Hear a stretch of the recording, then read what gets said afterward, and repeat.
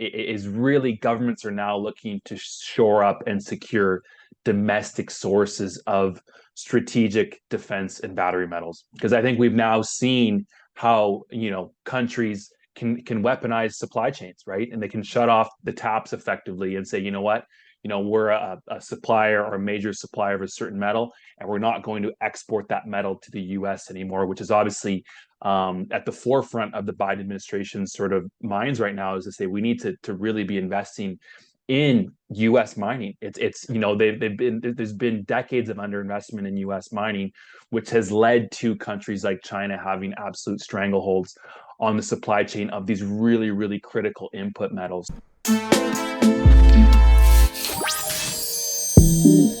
Think. Act. And prosper. You are now tuned into the Money Level Show. Hey everyone, welcome back to the Money Level Show, where we think, act, and prosper. This channel focuses on changing financial trajectories and building legacies, giving you the information so that you can apply to help change your financial future.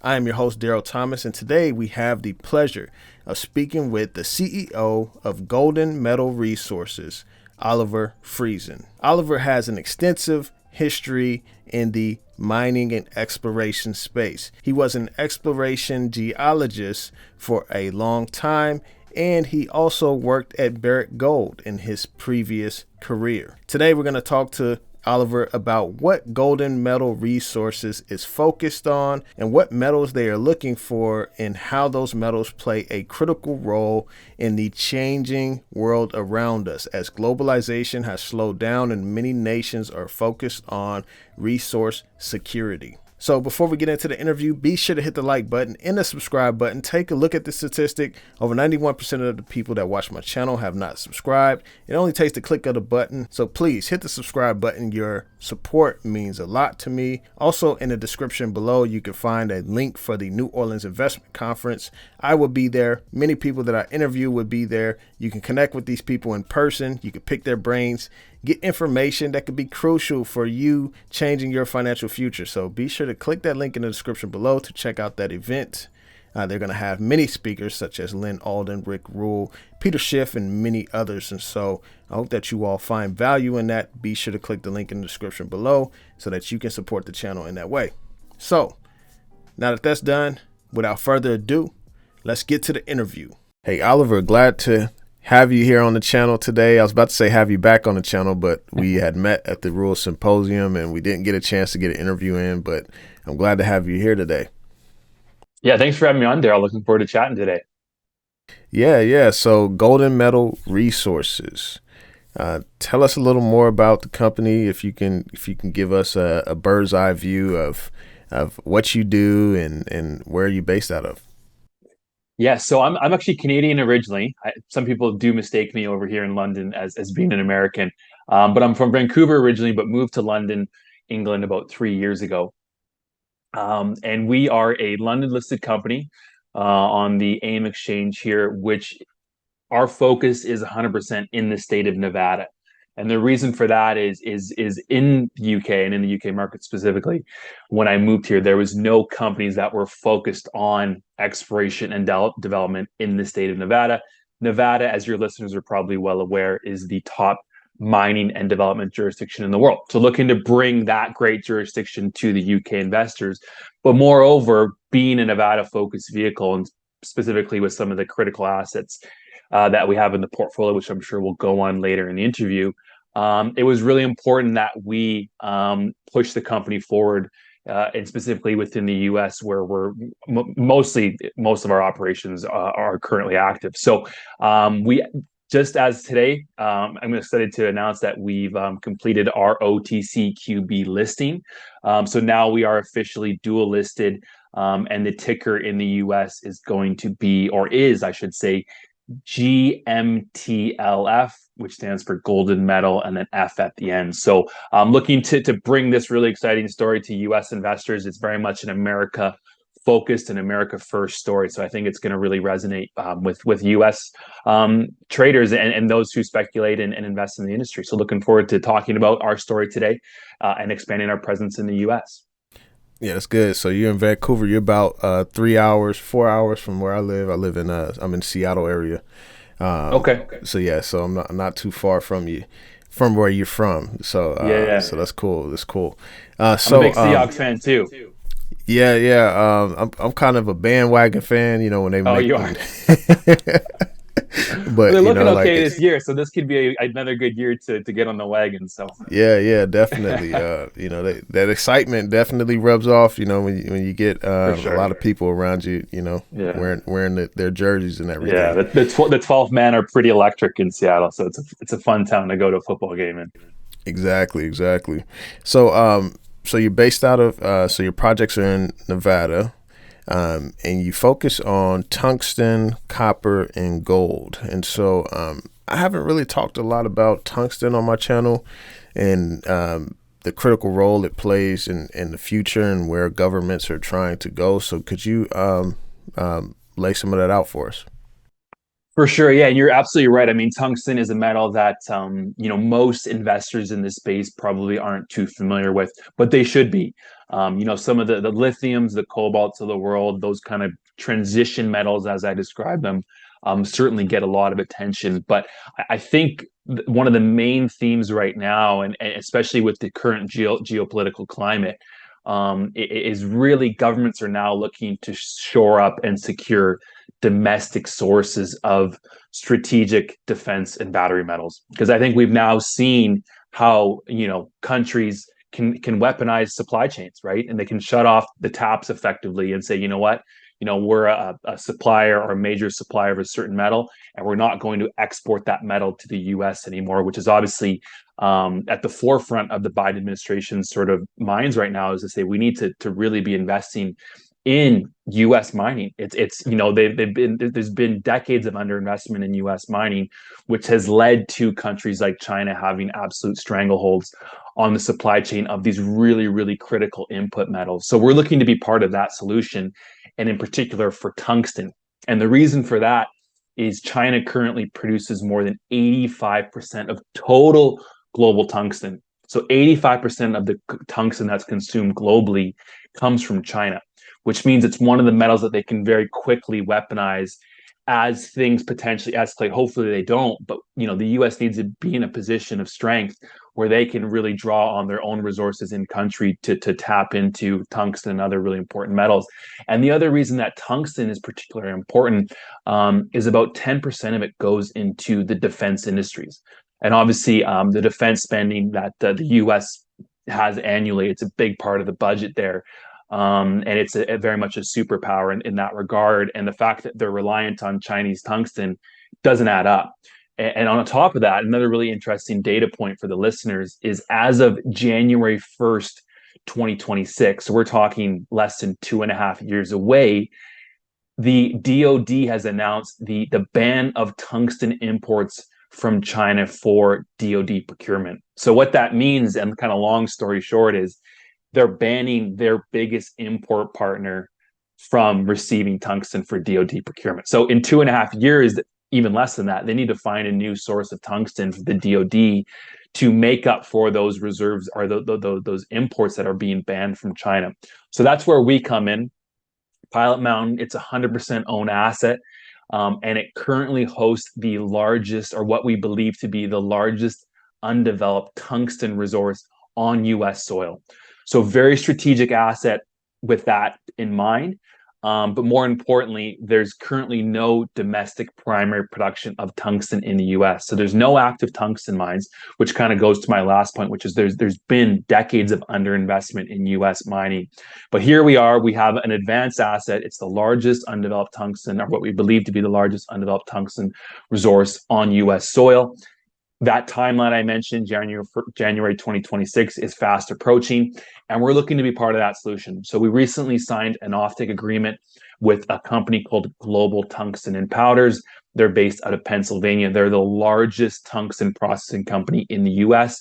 So what we're looking to do is hopefully tap into non-dilutive funds that are available through various government agencies, which would allow us to really fast track the exploration and, more importantly, the development of this project, with the ultimate goal of taking that tungsten out of the ground, sending it to our partners GTP in Pennsylvania, and then that tungsten immediately entering back into the U.S. supply chain, which would very much reduce the United States reliance on China for tungsten, which is a really important part considering all the geopolitical, climate that we're dealing with right now. So it's a really exciting story.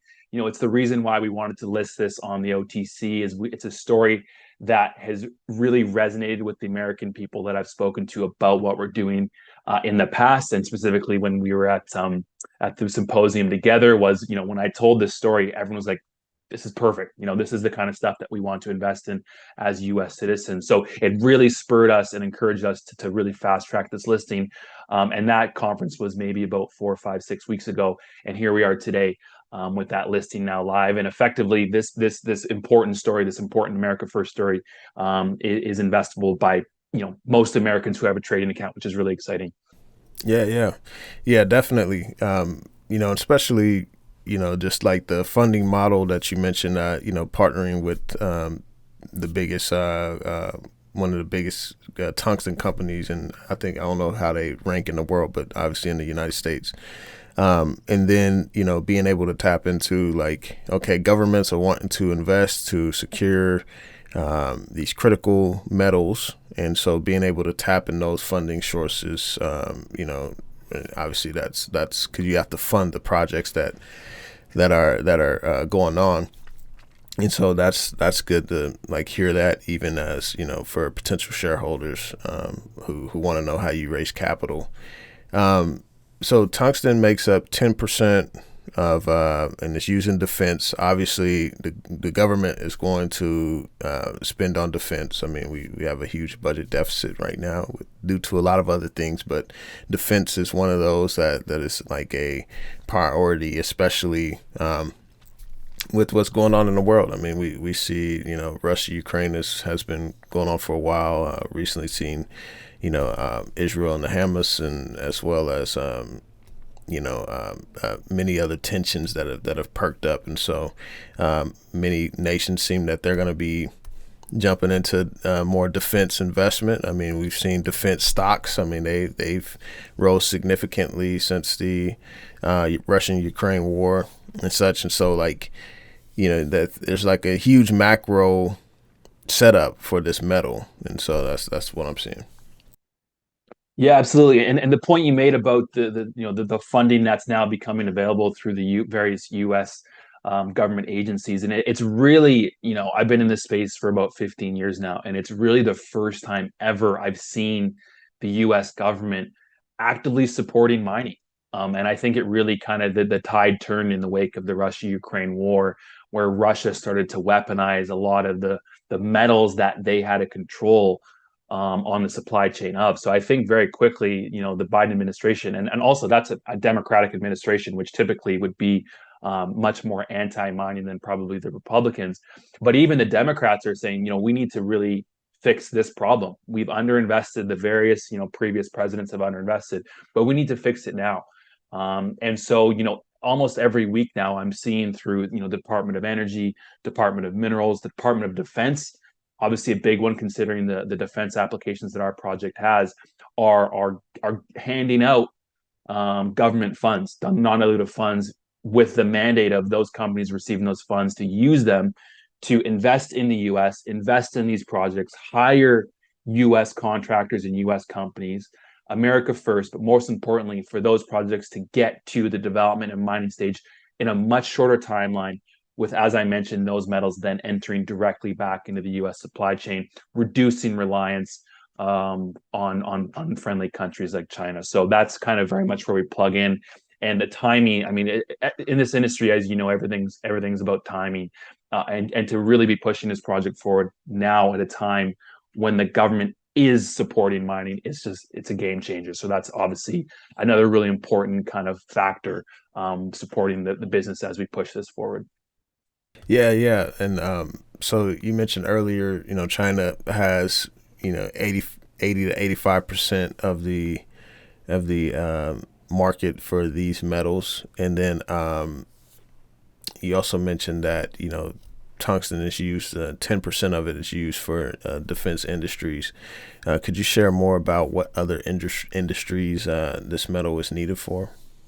Yeah, of course. Some of the main uses of tungsten are not overly sexy. It's tungsten carbides, drilling bits, a lot of those bits that are used in the oil and gas and mining industries, tungsten filaments in light bulbs and things like that. So that kind of makes up the majority of the use of tungsten. But the interesting thing about tungsten is that it has one of the highest melting points of any metals. So because of that, it has very unique uses within the defense industry, as I mentioned, because of that really high melting point. But another really important use, and this one is just kind of coming to light now. I mean, we have the tungsten filaments and tungsten carbides. That's always going to be there, and those industries are actually increasing in terms of the amount of tungsten they use. So there's already, I would say, a supply squeeze on tungsten. So when you include defense in it as well, but there's another factor an industry that's starting to use tungsten that most people aren't familiar with, and that's nuclear fusion, not nuclear fission, which is what a lot of countries currently employ and use to produce energy, but nuclear fusion, which is a relatively new technology, where effectively they're recreating or harnessing the energy from what the sun is, which is, and I don't know the technology that well, but I'm sure a lot of the listeners have heard of nuclear fusion and seen various articles come out about the advancements that they're making with this technology, which will, when perfected, will effectively be a limitless source of carbon-free energy. So because of that, the US actually in the UK, but US far more than the UK, is leading the charge in this nuclear fusion technology. And I believe the US has spent, I think the number is over about $6 billion now in supporting and putting money into the research and development of this industry because once, as I mentioned, once perfected, is such an important part of the energy story. But to bring that back to tungsten, is because of that really high melting point, these tungsten these nuclear fusion reactors, because the energy and the heat is so hot, they need effectively a thick tungsten wall to contain that reaction. And we've partnered recently with a nuclear fusion company called Oxford Sigma. And some of the numbers that we meet with them quite regularly, and one of the numbers quoted was one nuclear fusion reactor would require approximately 5% of the total tungsten that's consumed globally, and that's one single reactor. So you just imagine that as this technology continues to take shape and advancements are made, even with these R&D facilities being built, that's going to add another huge stressor on the current tungsten supply chains. And once again, it's going to make it so important for the US to have its own domestic sources that they can produce tungsten from to support the defense as well as nuclear fusion. So, a lot of kind of old school uses are still continuing and growing in terms of the usage, but defense and I think nuclear fusion is one that I think people are going to start to hear a lot more about. And we really want to help solve that problem and make sure that the supply chains are, put in place to make sure that that technology has no bottlenecks as it continues to roll out. Mm-hmm. Yeah, that's really good. Especially with the nuclear energy. I mean, the price of uranium has been going higher. It's been getting a lot of good press.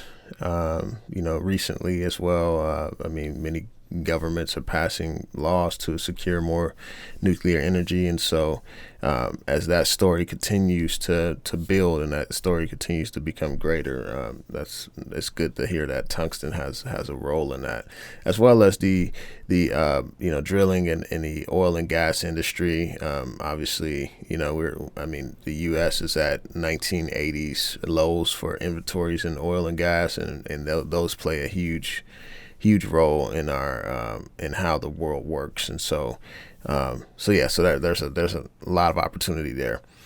So where are you currently at with in your exploration projects? Like, what stage are you all at right now? For sure. So Pilot Mountain, that's obviously the most important one in the portfolio. It's the flagship asset. A scoping study was done back in 2018, but what we're looking to do now is push the project to that next level, which would either be a PEA or alternatively, we would like to fast track beyond that and go straight to what's called a PFS, a preliminary feasibility study. So what we're doing now is we're kind of getting our various ducks in a row. The great thing is that the previous owner of the project back in 2018 did a lot of the work required already to conduct and complete a PFS. So a lot of the metallurgical work that's been done is at that PFS level. Environmental baseline studies have been completed. So it's a very advanced project, and the amount of work required now to get that to the PFS level would be much less than a company kind of starting from scratch. So that puts us in a really good position to hopefully tap into some non-dilutive funding and then use those funds to very quickly push this to a PFS or even beyond that. With, as I mentioned, the ultimate goal of really getting this fast track to development and to mining, because the tungsten that we have in the ground in Nevada is such an important part and needs to be in the U.S. supply chain.